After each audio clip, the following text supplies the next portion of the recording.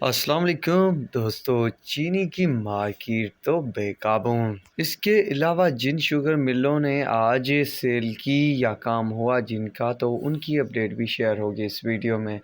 تو دوستو بات کرتے ہیں شوگر مارکیٹ کی۔ دوستو ویسے تو حکومت اور شوگر ملز والوں کے درمیان جو ہے ابھی تک کوئی فیصلہ طے نہ پایا، پر شوگر مارکیٹ جیسے ہی اوپن ہوتی ہے یا تھوڑا سا کام ہوتا ہے، کیونکہ نیچے پائپ لائن خالی ہے، یعنی جتنے بھی کام والے تھے یا جتنا مال موجود تھا تو وہ اس میں سے جو ہے کافی حد تک سیل ہو چکا ہے۔ جیسے اوپن ہوتی ہے تو دھاڑیں لگانا شروع ہو جاتی ہے شوگر، یعنی جیسے ہی اوپن ہوئی تو لگ بھگ 200 روپے کی تیزی بنی ہے۔ JDW 16,000 کی پوزیشن کرنٹ، اور یونائٹڈ 16,000، اتحاد 16,020 روپے، حمزہ جو ہے 16,200 روپے، چشمہ 1 جو ہے 16,400، چشمہ 2 16,350 روپے۔